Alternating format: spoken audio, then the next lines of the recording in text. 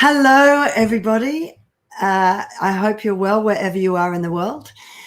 I wanted to come on and discuss a question that a woman recently asked me that I know has been very relevant to a lot of you. She said, how do I know if he's a nice guy? And she was referring to the first man that she's dated since leaving a toxic marriage. She said, I've never experienced a healthy relationship in my life. How can I know that this guy is nice? And I realize I get asked this question a lot. So I thought I would do today's video about that. You know, many of the women I work with are successful. They're high achievers who excel in all areas of their life but one, and that is finding love. Actually, let me rephrase that. They do find relationships in which they're told they're loved, but they're not actually treated in a loving way. And there's a really big difference between the two. Trust me, don't watch what people say, you watch what they do. I'll do another video on that at some other point. But I just thought I'd drop that one in there.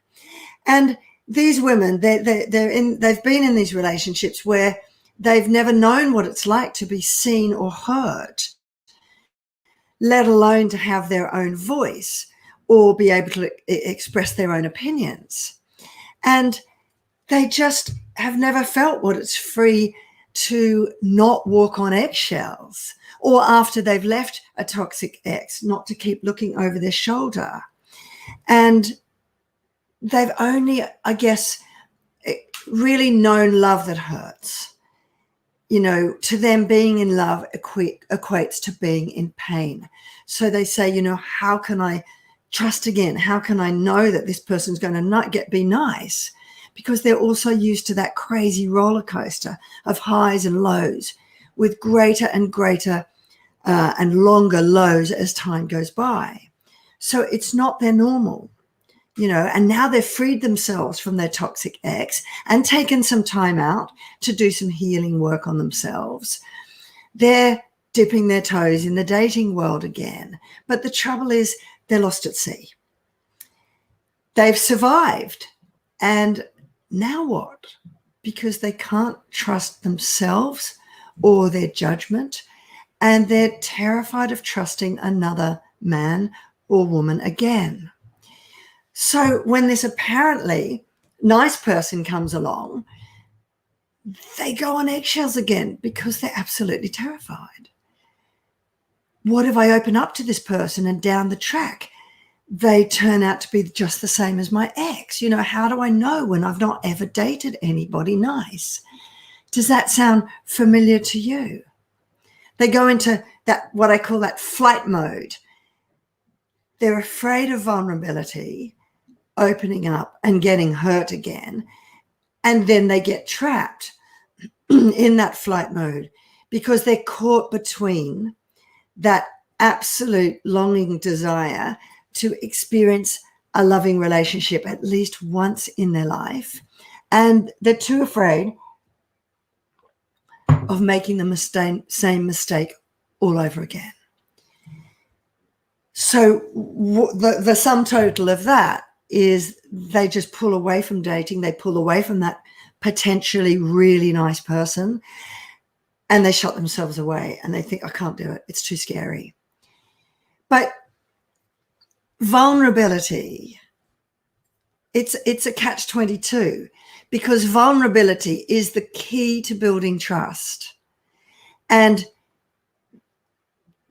it's also the key to opening the possibility of a really deep and loving connection.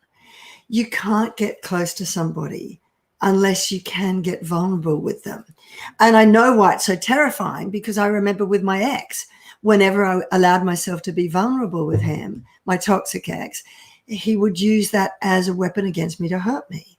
So I get it. I really get why it's scared. But what happens is you then subconsciously sabotage this new relationship, and you risk pushing away what might be your chance of real love. That's what I did. I was so frightened of vulnerability when I met my incredibly gorgeous, emotionally available, nice, respectful, loving. I can I can keep going for another hour about how incredible my husband is.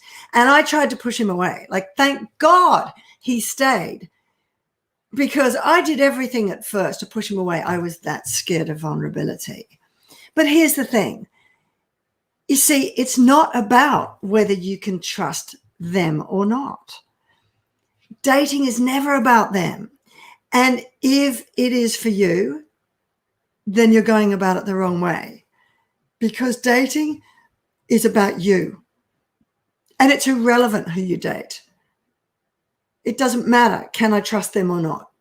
That's irrelevant. It's about you, trusting you, knowing you. And if you're still asking yourself the same questions, how can I trust them? How can I trust myself? How can I trust my judgment when I'm now dipping my toes in the dating world? Then I would probably pull back and stop dating, because you've got more work to do to heal. And until you do heal to the point that you are so empowered and confident in your choices that you know exactly who or what is right for you or not, then you will discover that the next one is another narcissist, just in a nice guy or girl's clothing. You've got to fully heal, or you'll do what I did. They might be the special one, but you'll be too afraid to let them in and end up pushing them away. I nearly did, I was really lucky that I didn't. And, I have a lot of people come on calls with me and they want me to tell them, should I leave this guy or not?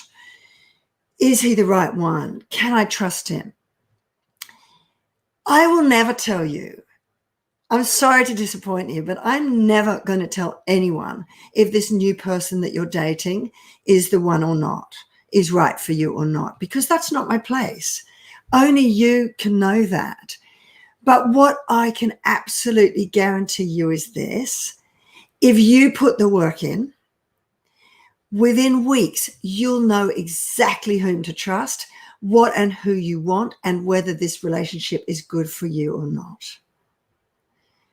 Because I will get you to that place of absolute certainty, empowerment, and confidence if you are truly ready to put in the work. And best of all, you'll start repelling all those types who prey on people that they can detect have those insecurities of, can I trust, can I not? They can pick that up, and then they will just be attracted to you like bees to honey. So you'll stop that. You'll stop putting out this energy of come and prey on me, and you'll only start attracting those who will see you, hear you, and let you have your voice and your own opinions. All those wonderful things you're never allowed in a toxic relationship. The relationship that you'll never walk on eggshells around, as they're never going to use your vulnerability as a weapon against you to hurt you. And only then, when you are in that incredibly empowered, confident space, will you know what true love is all about, because that is when it will find you. And I can absolutely guarantee you, because I have lived this now for 32 years, that when you do find that, it is the deepest, happiest, most beautiful experience of your life. So I hope that's given you some clarity.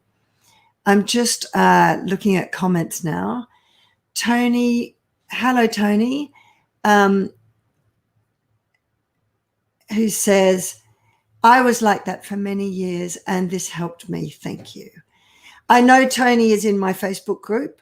If you're not watching this in my Facebook group, do join. Love you and choose the life you want, because I am in there doing these videos very, very regularly now. Irene says, it's so hard to be vulnerable for sure. And Kissin just says, hello. Hello, Kissin.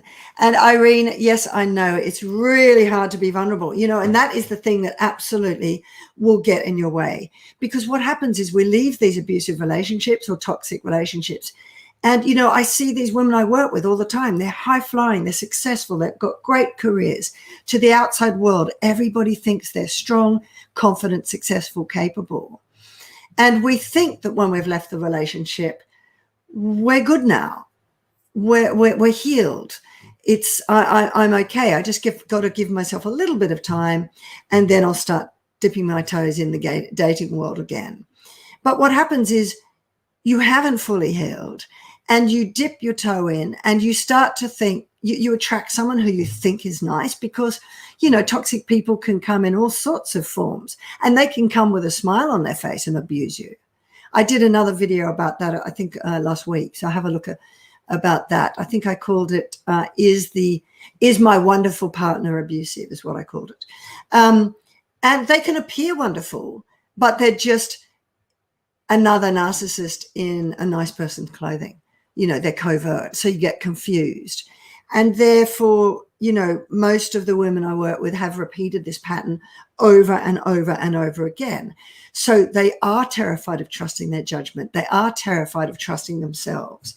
And that's why I say to them when I first meet them, I will never tell you whether that person's right for you. But by the time you finish working with me, within 8 weeks, you will absolutely know that decision for sure. And I'm working with a client right now, or two actually right now, who've just made that decision. I won't tell you what their decision was, but they know it's right for them.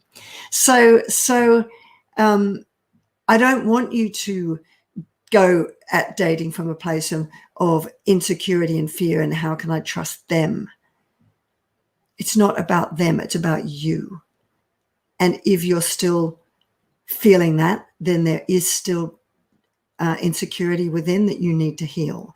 And that will lead you vulnerable to being preyed on by the next narcissist, or, as I said, being too scared to open up to somebody who really is nice and available, because, you know, it's really frightening for us to get close to someone. We've never had to. Whenever we get close to narcissists, they disappear, they pull back, they get abusive, whatever. They don't want you getting close. So we're not used to it. So when we have someone who we can, it's frightening and we push.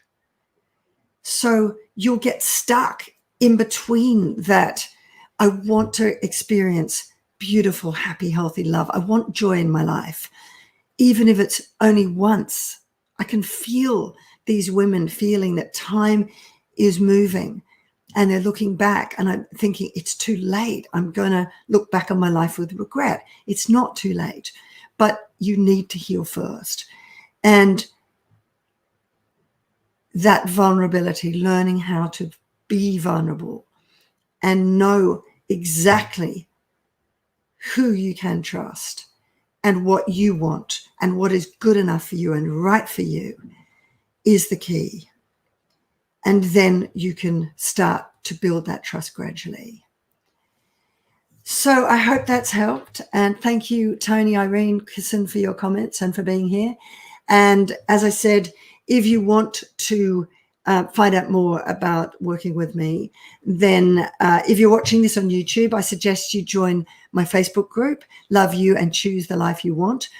Same if you're on my Facebook page, because in there you'll find my free webinar that tells you how to recover fully from toxic relationships, fall back in love with your life and never settle for less ever again.